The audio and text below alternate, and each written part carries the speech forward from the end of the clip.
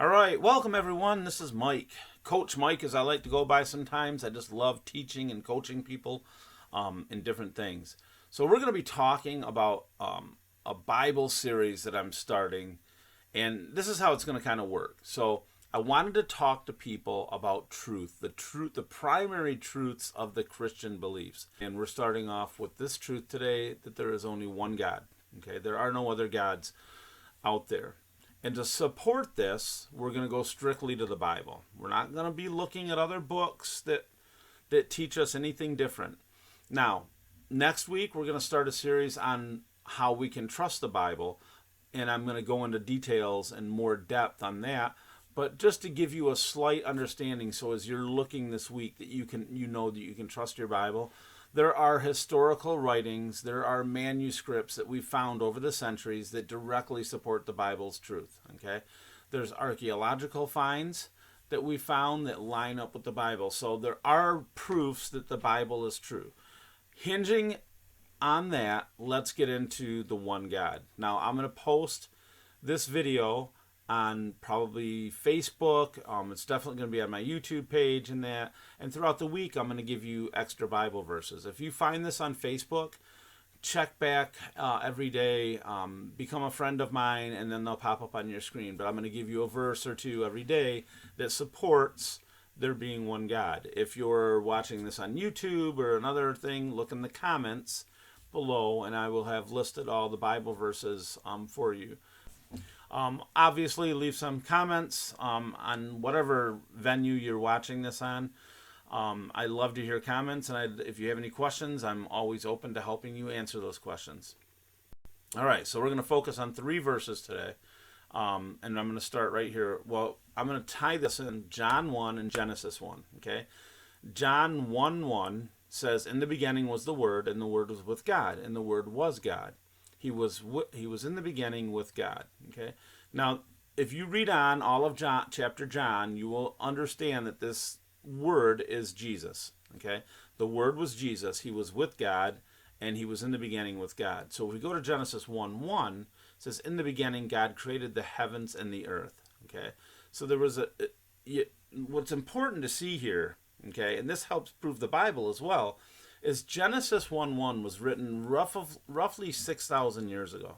Okay, from our historical evidence in the Bible and manuscripts and archaeology, we find that the earth is really only 6,000 years old. Now, if you look at the beginning, 6,000 years ago, God created the heavens and the earth. The Spirit of him was hovering over the waters. That's more in Genesis. So read the entire Genesis chapter 1 and read the entire John chapter 1. And you start seeing our God, okay? Again, John 1:1, "In the beginning was the Word, and the Word was with God, and the Word was God, and he was in the beginning with God," okay? Nothing came into being without him. Everything that exists was because God created it, okay? So those are the first 2 verses that I'm giving you this week. And then we're going to jump into Exodus 20, which takes us into the 10 Commandments.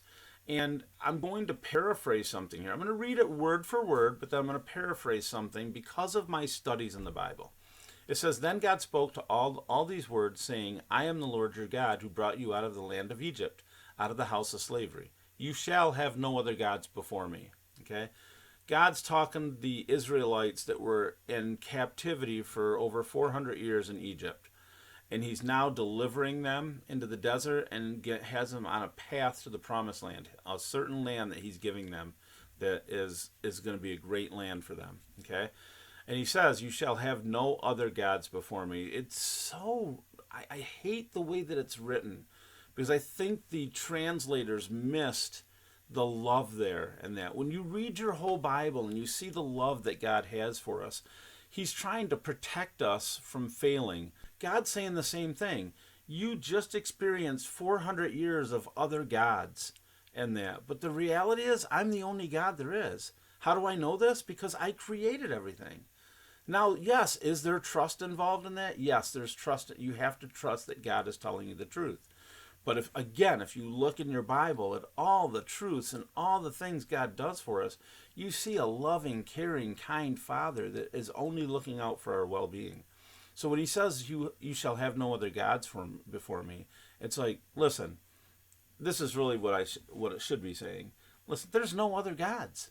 There are no other gods besides me.